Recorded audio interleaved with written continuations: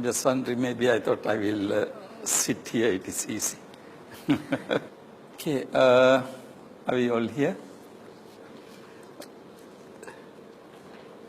I thought from today we will read a couple of chapters from this book by Peter della Santina, South American scholar who is very well known. He has written quite a lot on Madhyamika philosophy. So I thought reading these chapters will be helpful for us for both English and also Madhyamika philosophy. So it would be, I know that you just got it today and you didn't have time to go through it, but it is good if you have read it through, and then if you have any questions, then we can discuss. So please read it before you come. I don't expect you to have read it today because you just got it in the morning. So we will slowly keep on reading and see what it is. And I hope this will also be helpful for you to our Nagarjuna lessons, to understand who Nagarjuna and, what is Nagarjuna's system, how other scholars have seen it, okay? Now, so this is chapter 4, and then I have a couple of other chapters here. This is on Indian logic and the Madhyamaka system. Indian logic developed out of the practice which had existed from ancient times in India of engaging in public discussions of philosophical issues. Now, this ancient, the practice that existed in the ancient times in India, I think we talked about it in our other sessions also, because logic usually have started in many countries, not only in India, even ancient Greece. Logic had started from public discussions, public debate. In Indian context, they are called Vada, right? Vada.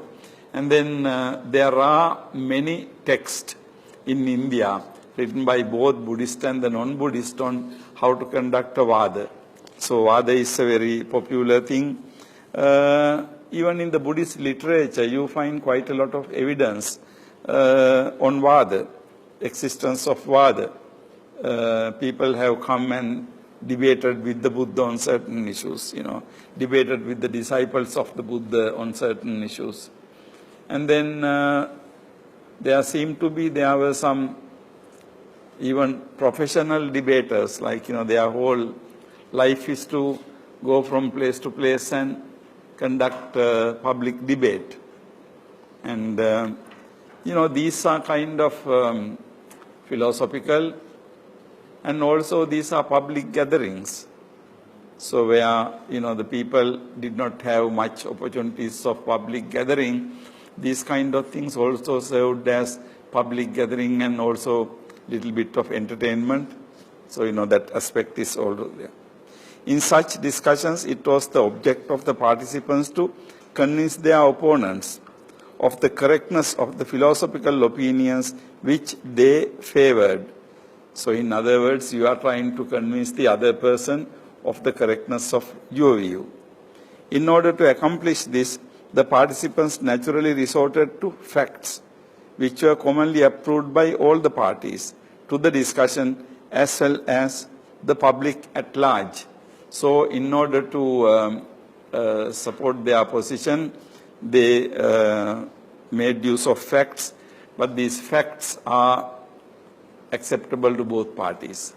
And also facts are acceptable to public at large. Because, these debates were public performances. So many people come to see that, so many people come to listen to it. So they are public in that sense. Thus, there were two principal factors which condition the origins and development of Indian logic. Firstly, it originated out of the context of public discussion or debate. So Indian logic originated out of the context of public discussions or debate. Secondly, it relied heavily upon the data of common experience. Gradually, over the course of centuries, that means during several centuries, public discussions of philosophical issue became more formalized. Now what happens is what initially was public discussions, then they became formalized. Formalized means they started getting a particular form, particular structure. But initially there may not have been that kind of structure. But subsequently what happened is, they have started having rules, who to talk first, and what are the rules of talking, and so formalized. Formalized means it starts getting a form, a structure. So within that structure you have to do that's what is meant by philosophical issues became, public discussions of philosophical issues became more formalized. Some considered it desirable or even necessary to lay down precise rule for the conduct of such discussions and criteria for determining the legitimacy of the arguments employed by the parties involved. So some considered it desirable or even necessary to have the precise rule. This tendency eventually led to the emergence of system of formal logic like those of the Naiyayikas and Buddhist Dinnage and Dharmakirti. So in India, when you are talking about logic, you are talking about Naiyayikas, that is the Nyaya school, and then Buddhist, of course, the first very well-known logician is Dinnage, and then we have Dharmakirti. So Dinnage and Dharmakirti.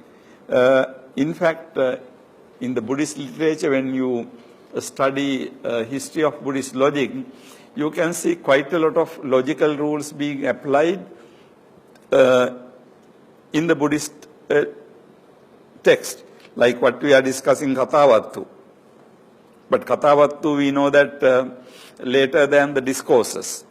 But the discourses, we can say, discourses also have certain logical rules, made use of. But these logical rules are not named by names or anything. But when you analyze the discourses, you can see that there are logical principles followed. Okay. So this tendency eventually led to the emergence of systems of formal logic, like those of the Naiyayikas, Buddhist, Dinnage and Dharmakirti. It is important to remember, however, that Indian logic, despite it is formalized in tendency, exhibited over the course of its development, never became purely formal in the sense of that some systems of Occidental logic was purely formal. Occidental means Western, right? Occidental means Western. Now, although Indian logic received some formal structure, what he says is Indian logic never became like formal structure like the Western logic.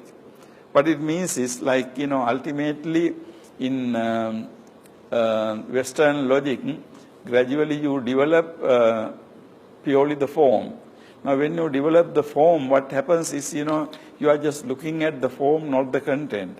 So if the form is correct, then you have the valid argument. And also symbolical use, symbols. Now in the Buddhist and Indian logic, we don't have symbols being used. We have only the sentences. But suppose the Western logic had a statement like imasmin sati idang hoti, imassa upada idang uppajjati, it would have been, they would have symbolized it. Because imasmin sati idang hoti. Actually, it doesn't refer to anything in particular. It could be anything. Imasmin sati idang hoti. Now that statement is a good candidate for symbolical statement, You can symbolize it. But in the Buddhist tradition, they were not symbolized. Simply you have Imasmin sati idang hoti. Imassa upada idang upajjati. Imasmin asati idang nahoti. Imassa nirodha idang nirujjati. But in fact, when you say imasmin sati idang, what are you talking about? You can be talking about anything. See, that is the purpose of symbolizing. But somehow or other, symbolizing didn't really take place in that manner. So what he says is, it never became something like Occidental logic. Nor did Indian logic ever completely abandon its intimate concern with the data of common experience. Now what it means is actually Indian logic was always connected to the data of common experience. What he means could be again by, if you take mathematics or something, and we have only the numbers. But what are numbers? Where are the numbers? Numbers are basically abstractions from nature. Right? Now we have 6 chairs here, so we derive the number 6. But of course, number 6 can be anything. So it doesn't refer to ultimately any particular experience of human experience. Now, what is important in the Indian logical system is, Indian logical system, according to this author, never completely abandoned its intimate concern with the data of common experience. So Indian logic was basically concerned with the data of common experience. Indian logic never lost that common touch. The Madhyamaka system was not altogether unaffected by the formalizing tendency of Indian logic, as we shall show later in this chapter. So he says that Madhyamaka system was not altogether unaffected. So there are two negatives. Not altogether unaffected means actually Madhyama system was affected by the formalizing tendency of Indian logic, as we shall show later in this chapter. Indeed, the Swatantrika Madhyamaka school, founded by Bhava Viveka, may be seen to a large extent as an attempt to reconcile Madhyamaka philosophy with the tenets of formal logic, which were gaining increasing currency from the 3rd century onward. You know about the Swatantrika and Madhyamika, Swatantrika and Prasangika, we already discussed. So the Swatantrika are the people who believed that Nagarjuna had independent arguments to prove his point, right? Prasangika was the idea that Nagarjuna did not have any of his,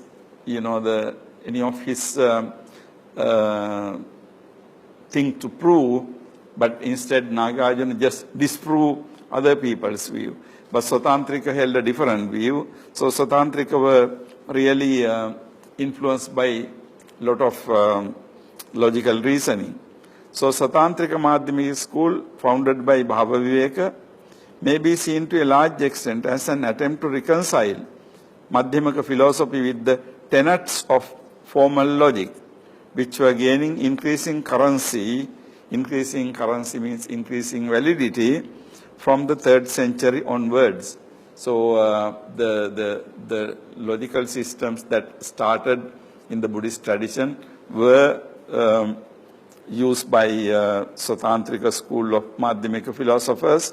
So he thinks that Swatantrika school is an example, show that the Madhyamika was absorbing certain formal logical systems. Although the Prasangika Madhyamaka school was also undoubtedly influenced by growing formality of Indian logic, it tended to resist this development as far as possible. Prasangika school also may have been influenced, but of course it resisted.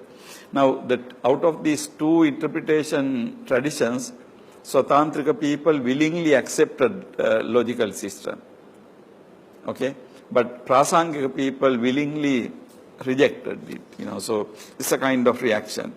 In fact, it is interesting to see in the Buddhist history when Dinnaga and then subsequently Dharmakirti developed Buddhist logic, it became something like different, like Abhidharma Pitaka, like it is own system. So it was supposed to be followed by, different, like, the Buddhist, other Buddhist. But Prasangika's example, show that, it didn't happen that way. Prasangika resisted it. Okay. As has been indicated, logic in India developed out of the context of public discussions of philosophical issues. In the procedure of public debate, if the procedure of public debate is considered, it will be possible to isolate the fundamental elements of Indian formal logic which emerge out of the former. So if the procedure of public debate is considered, now if we study carefully the procedures followed in the public debates, we may be able to, the author says, that isolate the fundamental elements of Indian formal logic. In any discussion in which one party, let us call him proponent, seeks to convince the other, who may be called opponent, of the correctness of the opinion he favors, two fundamental elements are immediately evident. Firstly, there is an initial opinion, the correctness of which the proponent is desirous of demonstrating to the opponent. This element is termed the position, paksha, or the proposition, pratigna, of the proponent.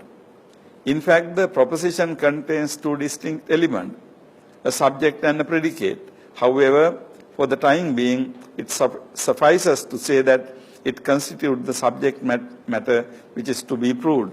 Now here you see two different things here. Now basically, this particular thing is very important. What we saw was you are trying to prove something. So you are proposing something to be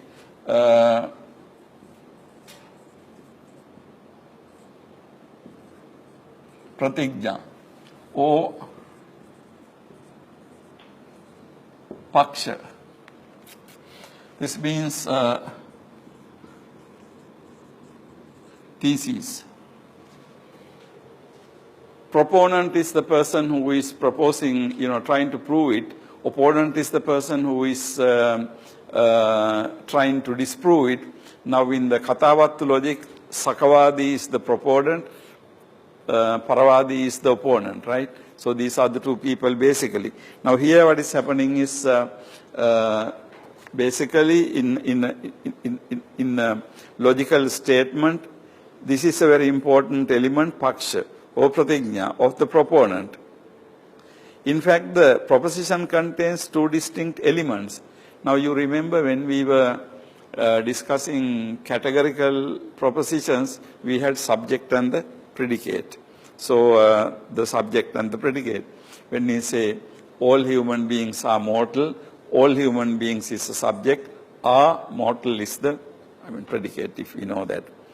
So however, for the time being, it suffices to say that it constitutes subject matter which is to be proved.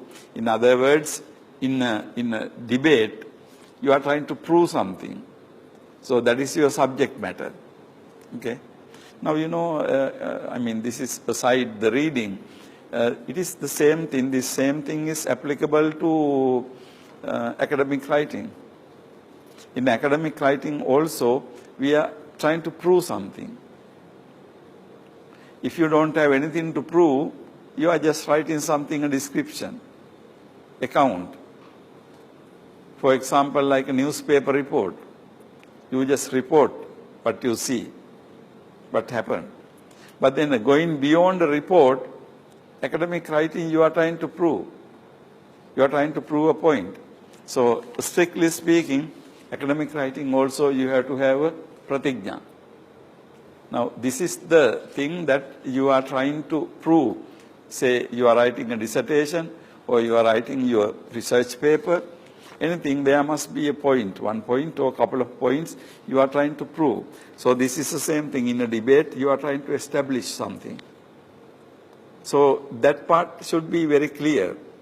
You are trying to prove something. In support of his proposition, the proponent must adduce a reason, hetu. Now this word adducing a reason. Now this word adduce has some kind of logical meaning, okay? You are adducing evidence, you are adducing reason. So the next thing is you have hetu. So you have pratigna, then you have hetu. Hetu means reason, or you can say supporting facts, hetu, which compels the acceptance of the former. The reason, in order to accomplish its object, must be much as indisputably proves the correctness of the proposition. Indisputably proves. Indisputably means, dispute means you contest. You contest. Indisputably means you cannot contest. You cannot reject it. Surely. That is indisputably. Dispute, disputable, and so on. So the hetu should indisputably proves the correctness of the proposition in the judgment of either opponent or the public at large. Now, public at large means in the debate also people are listening to the debate, so they must be convinced of that. Thus, there are two most fundamental and indispensable elements of a syllogism of Indian logic: proposition and reason. An argument consisting of these two members may be termed proto-syllogism. Now, you know this term syllogism is another important word when we are talking about syllogism. Syllogism means basic logical statement, because any kind of argument you present in some kind of form. We talked about the formal aspect earlier. So what is formally presented is called syllogism. Now, basically in Western philosophy, when we have logic, all human beings are mortal, Socrates is human, therefore Socrates is mortal. Now, that is a formal presentation of argument. It has major premise, minor premise, and a conclusion, okay? So now, any particular structure having those characteristics is called a syllogism. Now, syllogism, this concept again was developed very much in the Western logic. So here he used the word proto-syllogism. Proto-syllogism means something that came up before the proper syllogism came, right? Because so proto-syllogism means something early stage of the syllogism.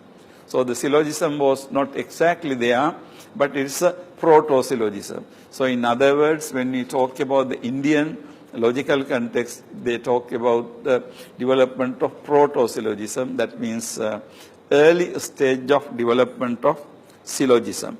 Now, syllogism simply means the logical, formal logical statement, formal logical argument in the Indian context, which consists pratigna and hetu. So this is basically the idea. You have pratigna and you have hetu. So any statement consist in these things is considered to be a kind of syllogism. Okay. Now in the Western logic, as I said, all human beings are mortal. Socrates is human, thing. And in the Buddhist and Indian logic, we have this.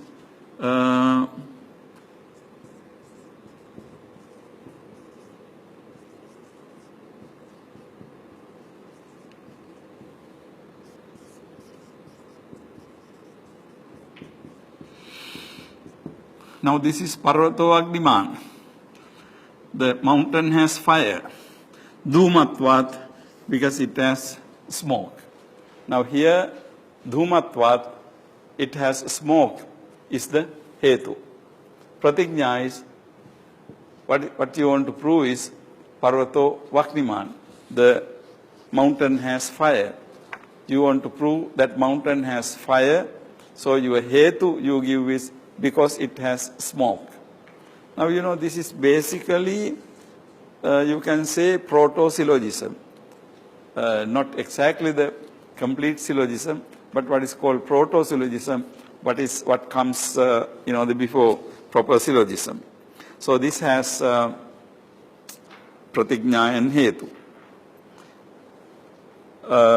We will move into the next paragraph. It may so happen, however, that the reason adduced fails to immediately compel the acceptance of the proposition. The proponent may then take the help of an example. Example is called drishtanta or udaharana, in order to bring home the compelling character of the reason to the opponent. The example is an analogous case, a fact given in common experience in which the coincidence of the reason and the predicate of the proposition is evident. Now the example, sometimes you are using an example, like in this Parvato Vakniman Dhumatvat, they use the example of the kitchen. So every time in the kitchen, when you see smoke coming from the kitchen, we know that there is fire. So that is the example. So first you say Parvato Vakniman Dhumatvat, and then when it comes to the Udaharana or Drushtanta, Udaharana is the kitchen. So it's something like that. The example serves to illustrate the necessary and invariable relationship which obtains between the presence of the reason and the presence of the predicate of the proposition. The addition of an example to the two-membered proto-syllogism we discussed earlier in significance because it hints both at the notion of universals and the conception of invariable concomitants, which were to play an increasingly important part in the Indian formal logic. That is something may have discussed in the earlier chapter. But Udaharana gives some very important support to it, what is called invariable concomitance. Now this invariable concomitance means, invariable means you cannot change it. Invariable concomitance means happening something together. So invariable concomitance means like whenever you have smoke, there is fire. So how do you establish that? Whenever you see smoke in the kitchen, there is fire, right? Any occasion you see smoke in the kitchen. So invariable concomitance means wherever you see smoke, there you see fire. So the fire and smoke are inseparably connected. Now inseparable connection is called invariable concomitance, which were to play an increasingly important part in Indian formal logic subsequently. Okay. Thus there is a formulation of three-membered syllogism consisting of proposition, reason, and example. So you have proposition, reason, and example. Pratigna, hetu, udaharana. This kind of three-membered syllogism occupies a central place in the development of Indian logic. It evidently enjoyed great popularity among both Buddhist and non-Buddhist philosophers from the 2nd to the 6th centuries CE. So from the 2nd century to we are talking about 400 years. During this period, this became very popular both among Buddhist and, the Indian logicians. In fact, in India, logic developed both among Hindu philosophers, Naiyayikas, and also among Buddhists. Now consider for a moment the conception of invariable concomitance, which had been just mentioned. Now he go, invariable concomitance. As has been suggested, this conception gained increasing importance as Indian logic became more formal. So invariable concomitance became more important when Indian logic became more formal.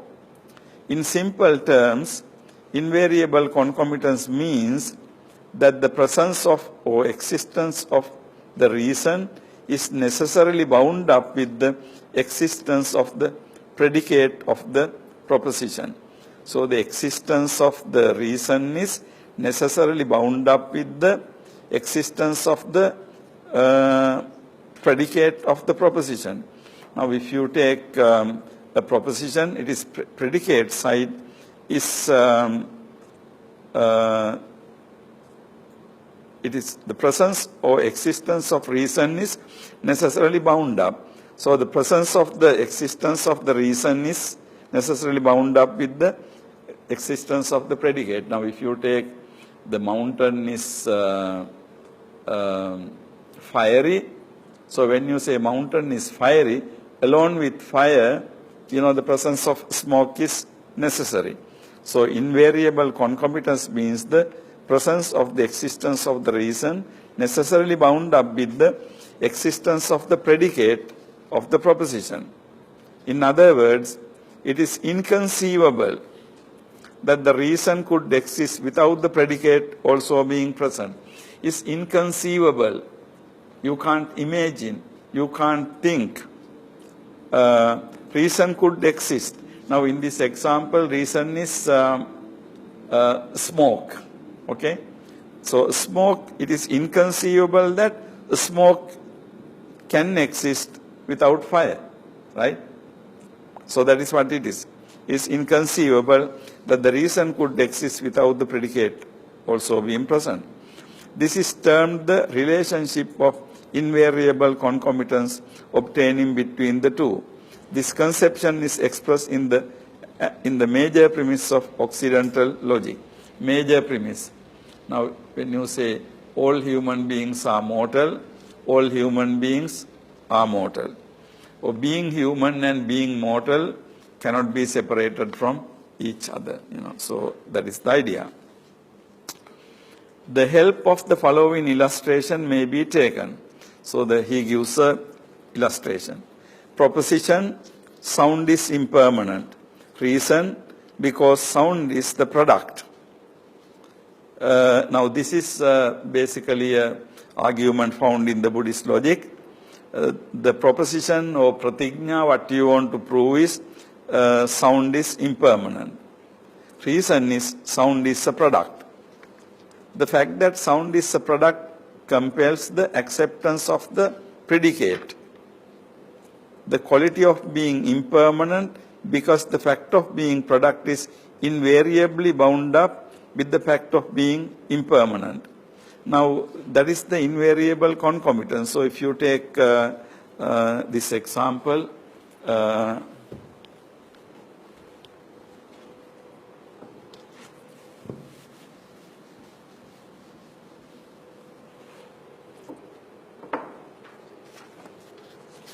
you say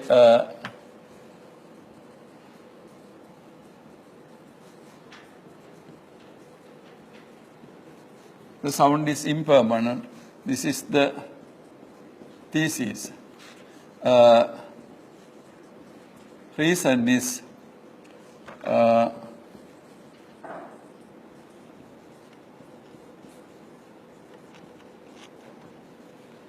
sound is a product. Actually, what is meant by product is sound is a constructed phenomenon. Sound is the sankhata dhamma or sanskara dharma. That is what is meant by product. When you say product, it means that it has been made of joining or composed of many other things. So that is the idea of product. So sound is impermanent because sound is a product. Now this invariable concomitance means these two. The fact that sound is a product compels to acceptance of the predicate. Now predicate is impermanent. So the sound, if you take, this is subject, this is predicate. So this is subject and this is predicate.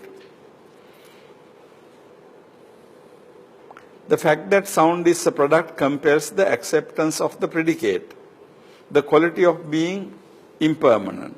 That is the predicate. Because the fact is being product is invariably bound up with the fact of being. So the fact of being product is invariably bound up with fact of being impermanent, right? Now this is in other words to say that this reason is necessarily connected with the predicate of this proposition. I mean, that is one way for you can say that. So the impermanent, because the fact is being product is invariably bound up with the fact of being impermanent. It is evident that this conception of invariable concomitance involves the use of universals. It involves the use of universals.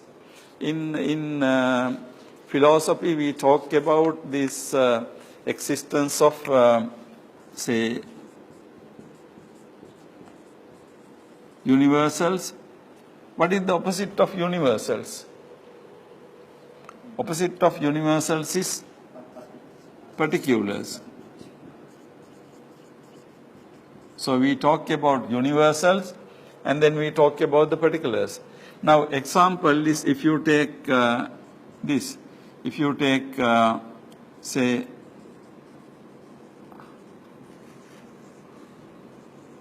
human being is universal, and then if you take X, Y, Z, etc. This can be individual human beings, right? These are individual human beings. Aggavansa, Kusala, and so on and so forth. You can put anything there. Now, universal, in other words, universal and particulars are something like class and members. Class refers to whole thing. Now, universals means something like that. If you say animal, animal is a universal, and then each individual animals like dog, cat, and all these are, the particulars. So the universals and particulars. Here he says that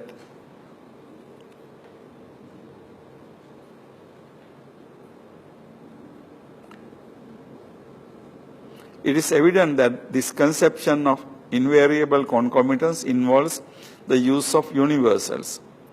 The general property of being a product is invariably bound up with the general property of being impermanence.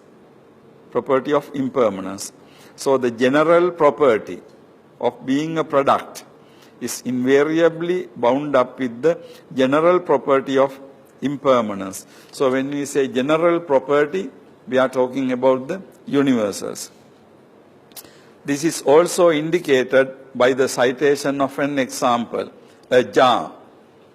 A jar is like sound, a product, and like sound, it is impermanent. Now, here when you have thesis, sound is impermanent, then sound is a product, then we have udaharana.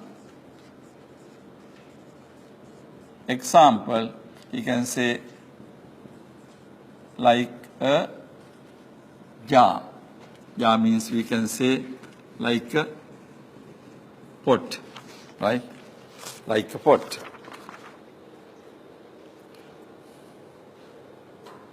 This is also indicated by the citation of an example, a jar. A jar is like sound, a product, and like sound, it is also impermanent. Thus, the relationship of invariable concomitance obtaining between the fact of being a product and impermanence is suggested by means of the citation of another fact common to experience in which the general rule is illustrated. Thus, it may be said sound is impermanent because it is a product. Then, whatsoever is a product has been found to be impermanent, as for instance, a jar. Now, whatsoever is a product has been found to be impermanent, as for instance, a jar. So, in other words, you are giving a universal proposition there. You can say that all product things are impermanent, right? So whatsoever is the product has been found to be impermanent.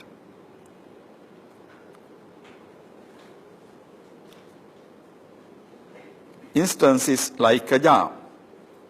Before proceeding any further, we will move into the next paragraph. The well-known five-membered syllogism of Naiyayika ought to be mentioned. Now, Naiyayikas had five-member syllogism. Like the Buddhists had only, actually Buddhists mentioned only two. Udaharana they did not include inside the syllogism, but we can say Buddhists have three. But the five-member syllogism is for Naiyayikas. They had two more things. Two additional members were simply appended to the three-membered syllogism we have described.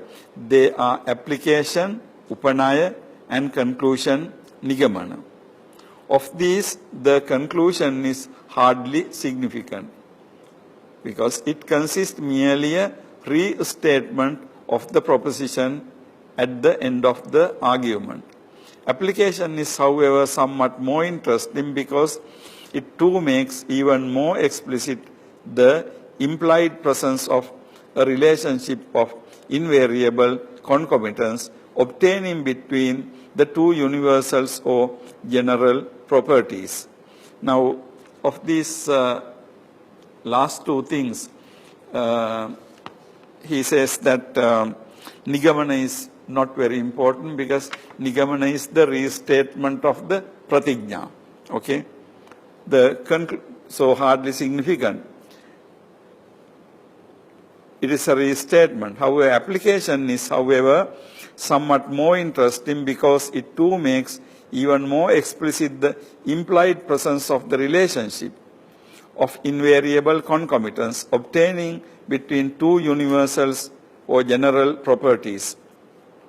Application identifies the presence of the reason in the example with its presence in the subject of the proposition. The reason is thus a universal property which is both the example and the subject share. What they said is this is reason, example,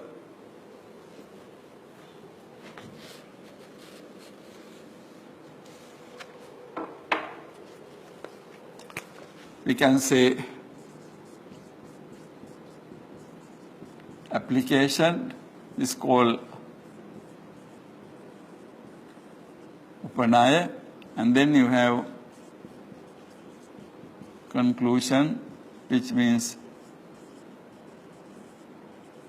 nigamana. So upanaya is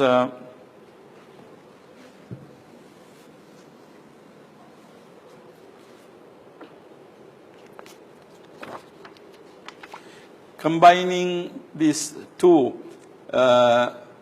thesis, reason, by way of example is called upanaya. So application is, what is application means? Implied presence of a relationship of invariable concomitance obtaining between the two universals or general properties. So sound is product and sound is impermanent. Application identifies the presence of the reason in the example with its presence in the subject of the proposition. So now what you want to prove is sound is impermanent. So like a ja, when you say ja is impermanent. So you can say like a ja, which is a product, is impermanent. Sound, which is a product, is also impermanent. So you make the connection. That is what application means. The reason is thus a universal property which is both the example and the subject share. Now subject is, this is impermanent, like a ja is, you can say like ja is also, ja is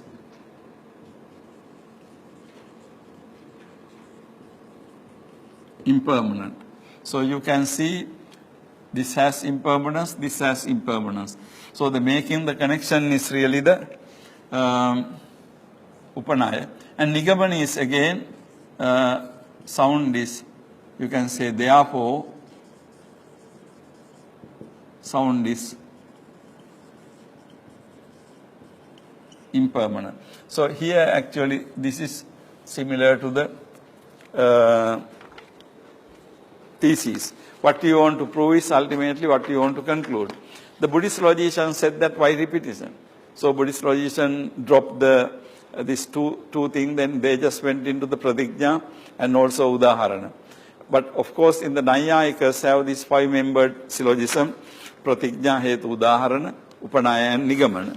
So, but Buddhist went into 2, but even though 2, they added udaharana to it. So, moreover, the reason is invariably concomitant with another general property, as is evident by its non-presence in the example. We may note, however, that invariable concomitance expressed in the form of a major premise of Occidental logic is not included in either 3 or 5-membered syllogism we discussed. Nevertheless, its presence is clearly implicit in both types of syllogism, and some philosophers did take up the practice of citing the invariable concomitance along with their argument. By contrast, the last 2 members of the 5-membered Naiyayica syllogism were frequently left unstated. Now what it means is actually even in the Buddhist logic they did not mention the last 2 things, because when you give the example, even though you don't say what is meant by this is, like example shares this, the characteristic. Anyway, we don't need to go comparison of Western logic here. In early 6th century, another type of 3-membered syllogism was formulated by Dinnaga. Now, Dinnaga is the Buddhist logician. This reformed syllogism of Dinnaga is perhaps the most formal of the syllogisms we have undertaken to consider. In the conception of invariable concomitance acquires greater importance than in any of the other types of syllogism we have discussed. Now, Dinnaga means the Buddhist philosopher. He came up with, instead of 5, he came up with 3. The Buddhist formal logic of Dinnaga and Dharmakirti has received considerable attention from modern scholars. A lot of modern scholars have studied it. The great Russian Buddhologist Theodore Shcherbatsky pioneered in this field with his publication of the mammoth, huge work Buddhist Logic. In recent years, Professor Hattori, Professor Mukherjee, H. Nagasaki, and many others have contributed valuable studies on the logic of Dinnaga and Dharmakirti. Thanks to the efforts of these eminent scholars, Buddhist formal logic is relatively well known to modern students. So, if you are studying, there is, so much the work on Buddhist logic. The logic of Dinnaga and Dharmakirti evidences a marked concern for the maintenance of quite formal criteria of the validity of argument. Now, something very interesting, a development in Dinnaga and Dharmakirti is they marked the concern for maintenance of quite formal criteria of the validity of argument, how to establish the validity of an argument in a formal manner. The 2 Buddhist masters undoubtedly saw themselves as reformers in the field of logic. They believed that 5-membered Naiyayica syllogism was clumsy and defective. Clumsy means too big, too big to handle, and defective. Also, it has some faults. Dinnaga constructed the reformed 3-membered syllogism, which he evidently believed was free of imperfections of earlier syllogistic formulations. So, out of that 5-member syllogism, Dinnaga developed three-member thing, which he thought to be free from the defects of the five-member thing. The first member of the three-membered syllogism advocated by Dinnaga and Dharmakirti is in fact a partial combination of the two members of the three types of syllogism we have discussed so far. So the first member of the three-membered syllogism advocated by Dinnaga and Dharmakirti is in fact a partial combination of the two members of the three types of syllogism we have discussed so far. Dinnaga extracted the subject from the proposition of the earlier syllogisms and combined it with the reason. This combined syllogistic member he termed Paksha Dharma. Now that is another important logical term used in this Paksha Dharma. In this context, the term Paksha means Paksha, which would normally mean the position or proposition as a whole, is restricted to the sense of the subject of the proposition alone. So here in the Buddhist logic, Paksha means the subject. Now if you take sound is impermanent, Paksha is sound. Mountain is fiery, so the Paksha is mountain. Subject. This is combined with the property, Dharma, which is the reason to form the first member of Dinnaga and Dharmakirti syllogism. So Paksha Dharmata, it can be said to correspond to the minor premise of the Occidental logic. We will forget about this Occidental logic part for the time being, because otherwise, I will have to describe major premise, minor premise, and conclusion. We don't need to go into that. Okay. As we have suggested, the conception of invariable concomitance acquired great importance in the logic of Dinnaga and Dharmakirti. So invariable concomitance acquired great importance in the logic of Dinnaga and Dharmakirti. It is therefore not surprising that the second and the third members of the syllogism they advocated should be concerned with this conception. That means invariable concomitance. They are positive concomitance, Anvaya, and negative concomitance, Vyatireka. So concomitance can be twofold, positive, Anvaya, negative, Vyatireka. As has been indicated, the conception of invariable concomitance involves the cognition means knowledge, that the presence of the reason is necessarily bound up with the existence of the predicate of the proposition. Remember that the presence of the reason is necessarily bound up with the existence of the predicate of the proposition. This is termed positive concomitance. Negative concomitance is simply the cognition that the absence of the predicate in the proposition necessarily means the absence of the reason, and it is termed negative concomitance or Vyatireka. Dinnaga evidently intended the inclusion of both positive and negative concomitance as indispensable members of the correct syllogism of formal logic to exclude the possibility of uncertain reasons. So in other words, in any the formal logic, Dinnaga wanted to have both negative and positive examples to be included. Now if you take the example like wherever there is smoke, there is fire, you also can add where there is no smoke, there is no fire, like water. So you have negative example and also positive example. So the combining both. So the three-member syllogism. What is peculiar about logic of Dinnaga and Dharmakirti's insistence upon the necessity of negative concomitance as well. So they wanted not only the positive example. Now when you say like a kitchen, in the case of smoke, that is a positive example. they also insisted that there should be negative example. Interestingly enough, the conception of negative concomitance is at the heart of one of the criticisms which have been advanced against the syllogisms employed by Bhava Viveka.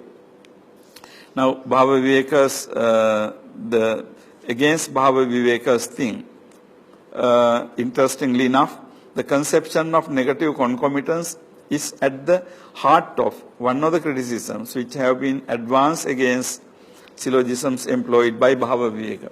When Bhava Viveka used syllogism in order to prove Nagarjuna's argument, one criticism against Bhava Viveka is, from this negative example. It has been sometimes argued that Bhava Viveka's syllogisms are invalid because they lack any demonstrable negative concomitance. Bhava Viveka argued that earth and so on do not possess self-existence, svabhava, because they are independently originated like cloth. So his argument was, Bhava Viveka argued that earth and so on do not possess self-nature because they are, interdependently originated like cloth. The positive concomitance implied in the above three-member syllogism may be stated: whatsoever is interdependently originated does not possess self-nature. However, inasmuch as, according to the Madhyamika, all phenomena are interdependently originated, the argument lacks the demonstrable negative concomitance.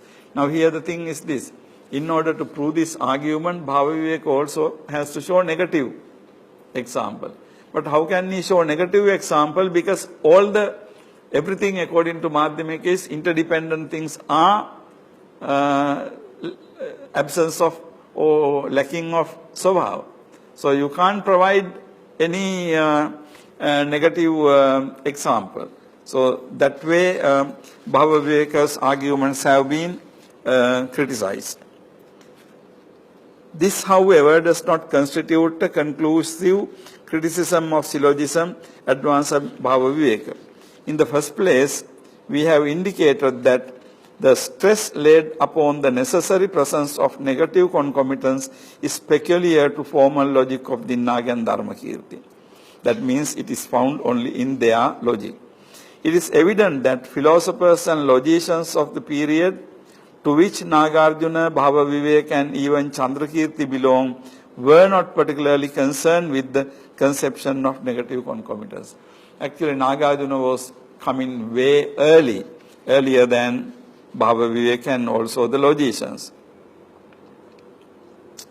It seems, therefore, that this criticism of syllogism of Bhava Viveka originates from a later period of Buddhist scholarship, when scholars had become used to thinking of valid syllogism, especially in the context of Buddhist philosophy, as necessarily consisting of three members advocated by Dinnagi and Dharmakirti. So now this, when you look at Bhava Viveka's arguments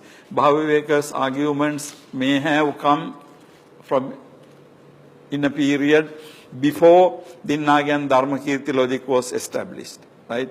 So that is why Bhava Viveka was not very much concerned about the negative argument.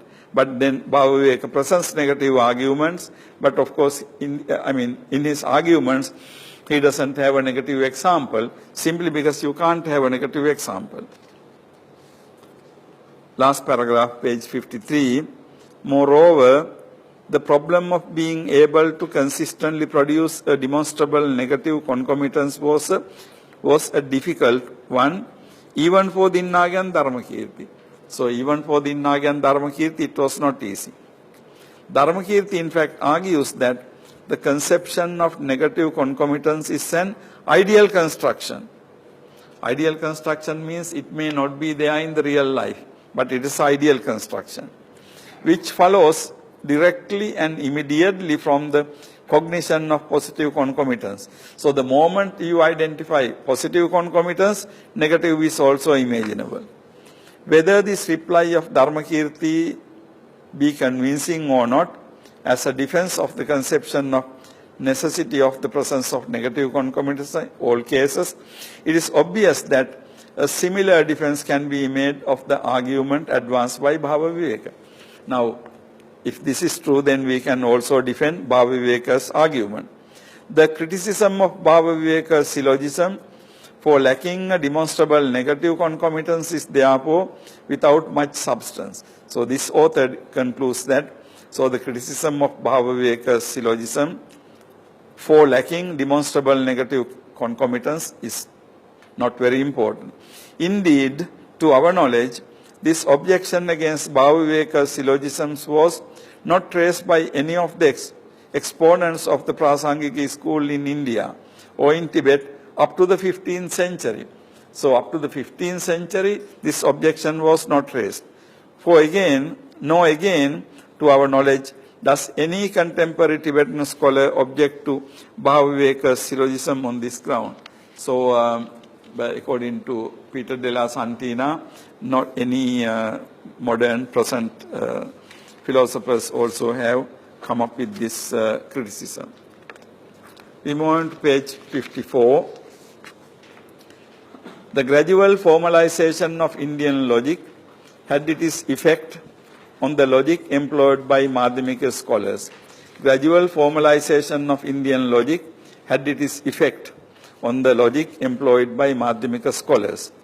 Nagarjuna was undoubtedly familiar with the three-membered syllogism consisting of proposition, reason and example, which was in common use during his time.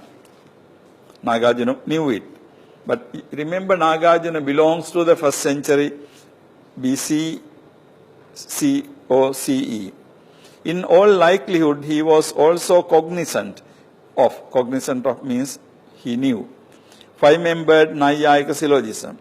Nonetheless, despite Nagarjuna's evident means clear acquaintance with Pridinnaga form of 3-membered syllogism, he singularly refrains from employing it in any of his major works.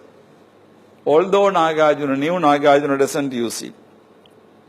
Not a single instance of a regular 3-membered syllogism is to be found in Mula Madhyamika Karika, Shunyata Saptiti or Vigraha Vyavartani. These are Nagarjuna's main works. There are, however, contained in these works a very large number of 2-membered argument consisting of a proposition and reason, which we mentioned earlier in this chapter, and which we have termed proto-syllogism. Proto-syllogism means something that came before exact form of syllogism. The majority of the 3-membered argument employed by Nagarjuna, majority of these 2-membered arguments employed by Nagarjuna contain a negative proposition and a reason, which compels the acceptance of the negation.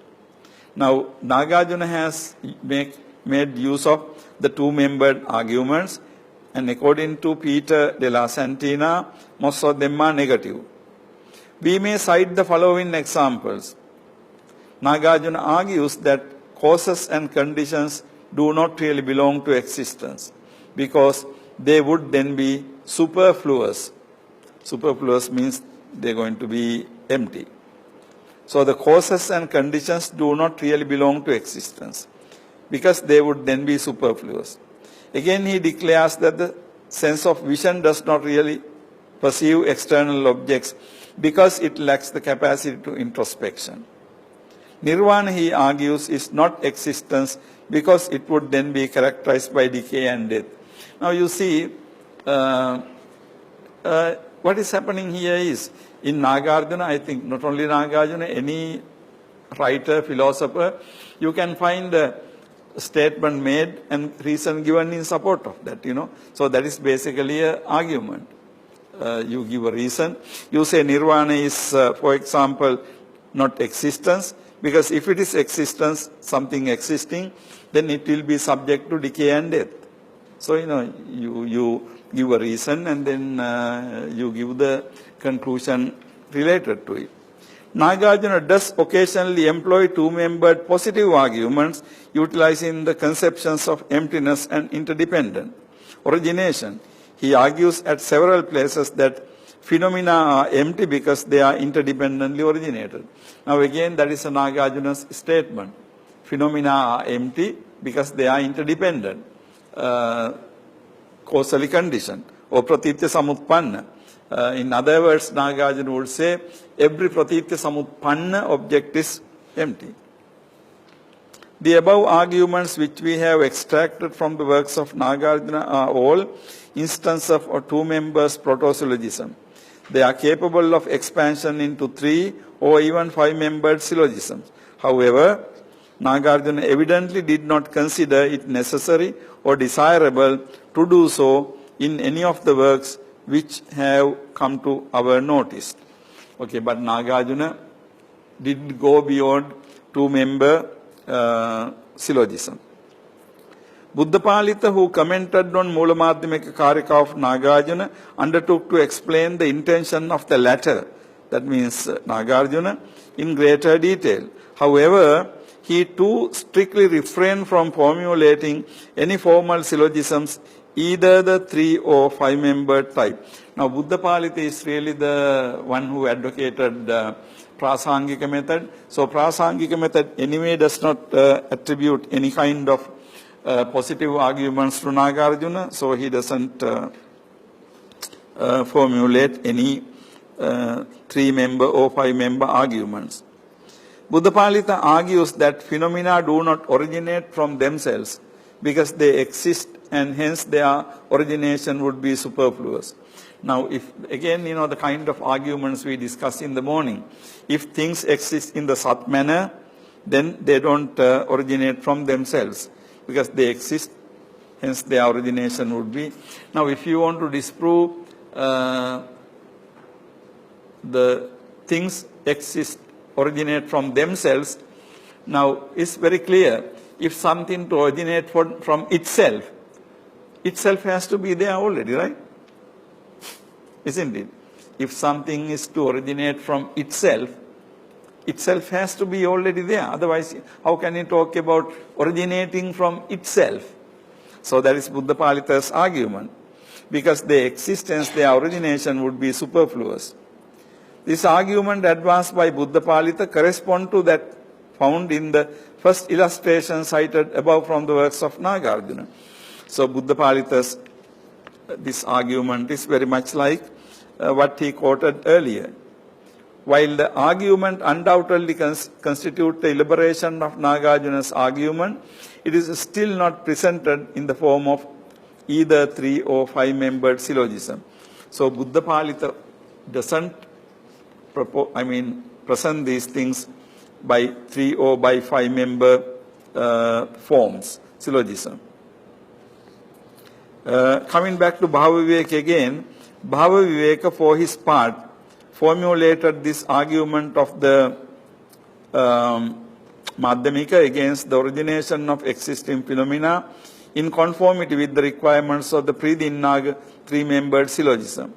He declares that the subjective poles of consciousness do not originate from themselves because they exist like conscious principles.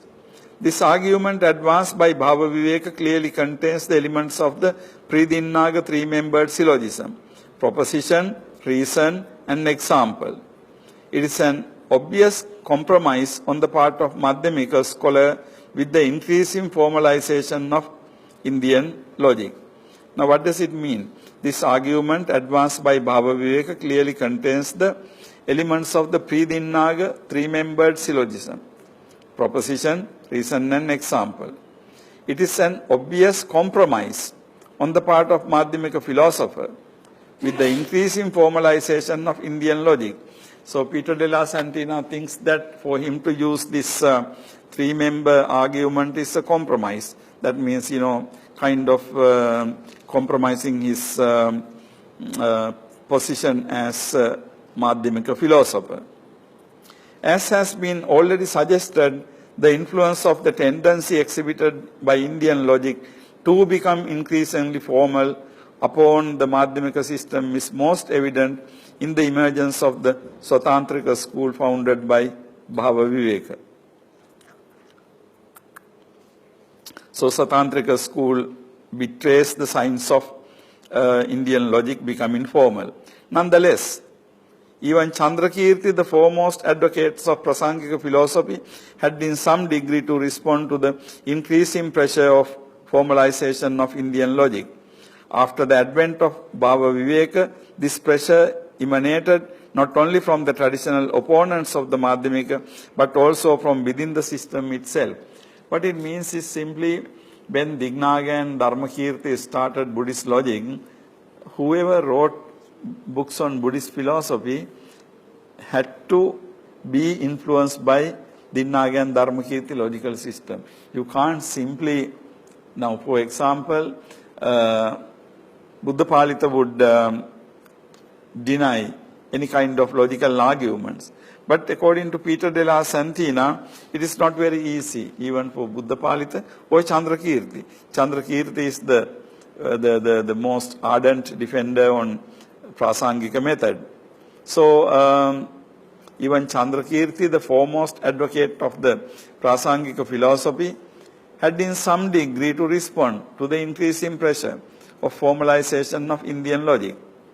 After the advent of Bhava Viveka, this pressure emanated not only from the traditional opponents of the Madhyamika, even from within. Even within Madhyamika, people had to come up with arguments, although they did not want to come up with arguments. Chandrakirti met this challenge, mounted against the standpoint of the Prasangika by means of an expedient and purely formal compromise with the tenets of formal logic. Expedient means upaya kaushalya. At the same time, he rigorously dissociated the Prasangika philosophy from the ontological presuppositions which the use of formal logic in India normally implied. Now, ontological presuppositions means you are not talking about anything that exists really. Because formal logic in India is realist logic. Realist logic means believing that our perceptual reality really exists. Now, Nagarjuna's Chandrakirti's position can be different. Thus, Chandrakirti compromised formally with the demands of syllogistic logic without surrendering in the least bit the characteristic philosophical attitude of Madhyamika. So, according to Peter de la Santina, even Chandrakirti had to accept certain things. How he did was, he did it from expedient and purely formal compromise. At the same time, he rigorously dissociated the Prasangika philosophy from ontological presupposition. Ontological presuppositions means presuppositions about the existence. Because Indian Nayayika logic basically based on, even the Buddhist logic based on realism. We move into the last paragraph, page 55. Indeed, the characteristic philosophical attitude of formal logic in India and the Madhyamika were virtually opposite. Indeed, the characteristic of philosophical attitudes of formal logic in India and Madhyamika are virtually opposite. They are completely different. As has been already said, Indian logic was founded upon the data of common experience. Okay? It employed facts which were mutually approved by all parties, and it normally took it for granted that these facts were real.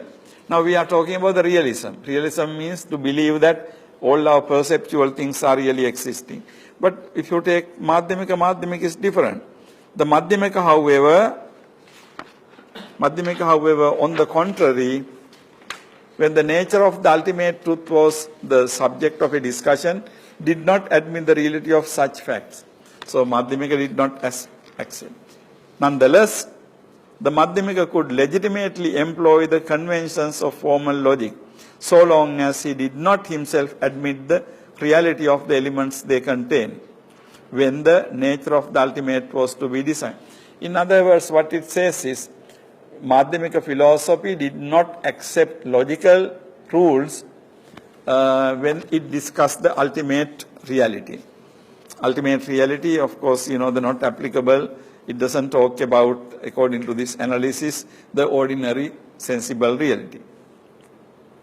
Keeping this very important distinction in mind, Chandrakirti displays remarkable familiarity with and facility in the use of the most popular convention of formal logic.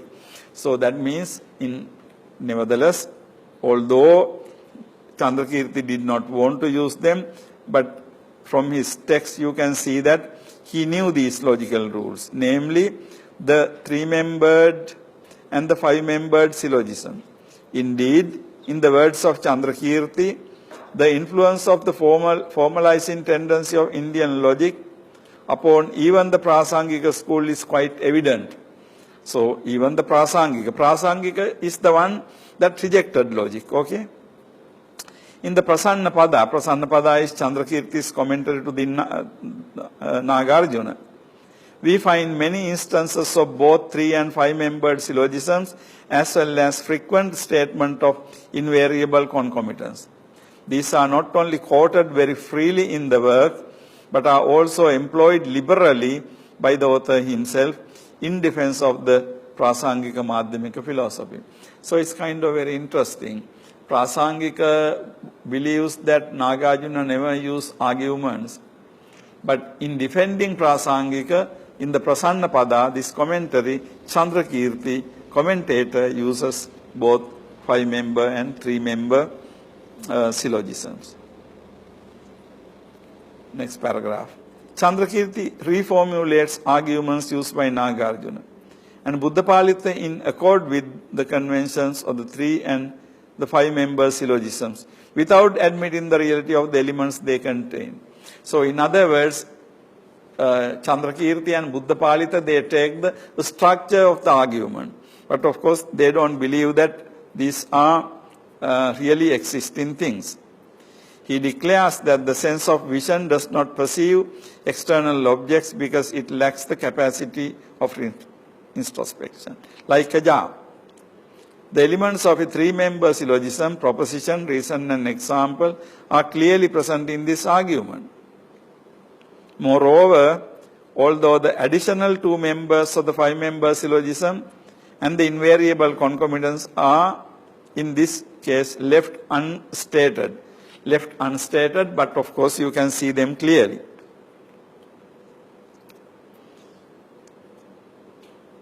They can be easily derived from the elements presented.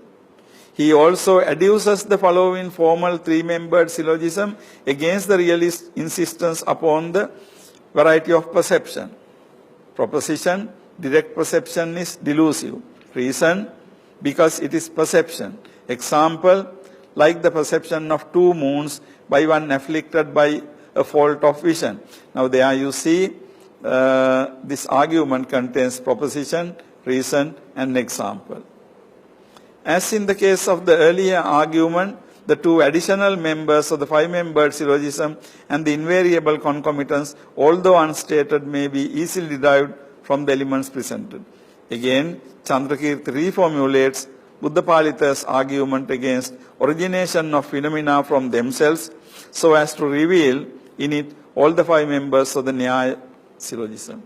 Now, this whole description about is how you can see unstated 5-member syllogism in Buddhapalita's and Chandrakirti's work.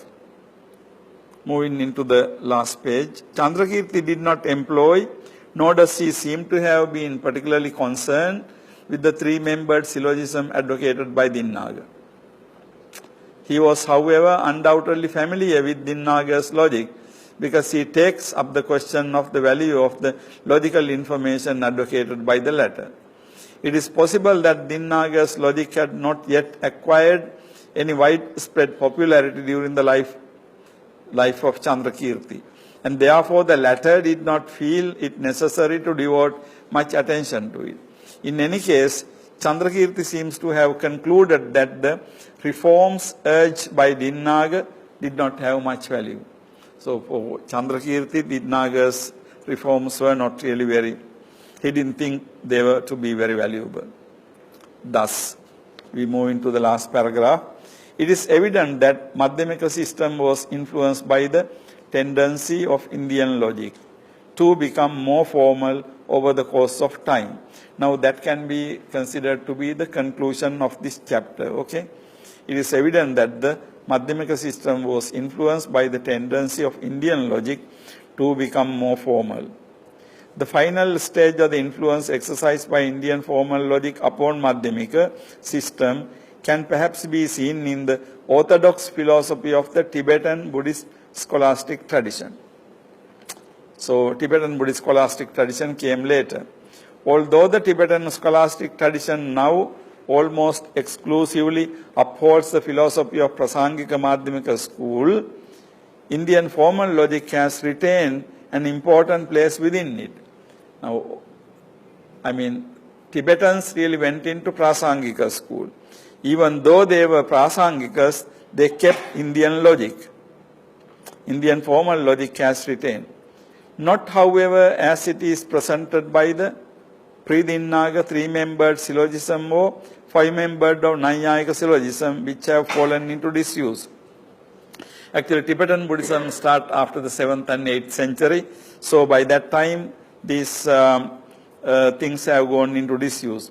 It is the Buddhist formal logic of Dinnaga and Dharmakirti which has gained widespread acceptance among the adherents of Tibetan Prasangika Madhyamika system.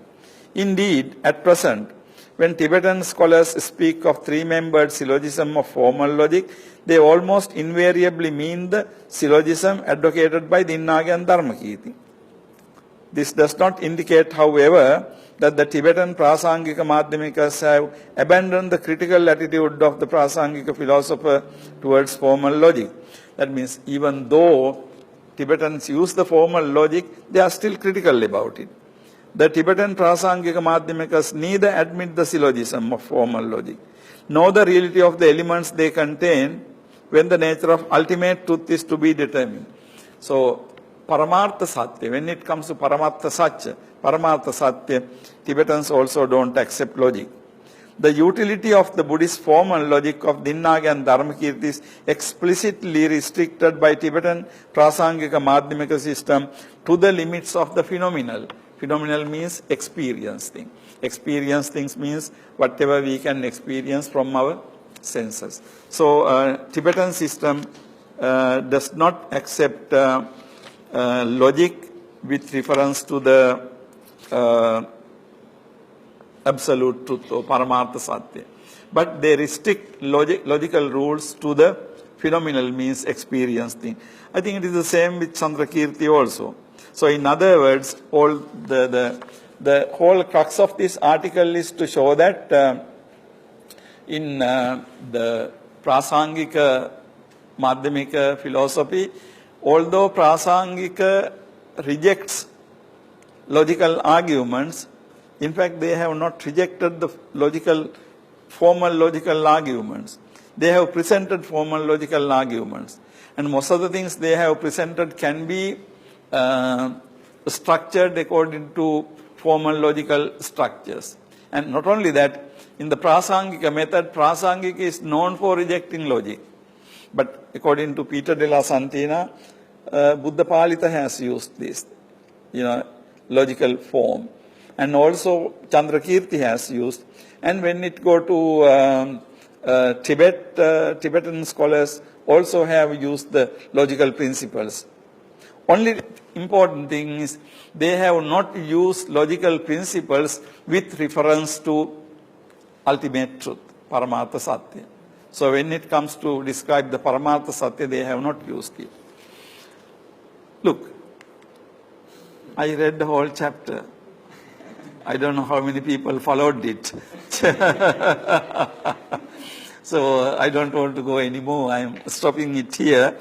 But I'm ready to, if you have any problems or questions or anything you want to comment on this reading or anything you will not understand. But I strongly urge you to read the whole thing because that's very important. And then only you can mark down whatever you don't understand, whatever the questions you have, whatever the questions you want to raise, okay? Because otherwise this English reading going to be a lesson to me and not to you. I don't want that to happen. So do you have any questions or comments? But basically,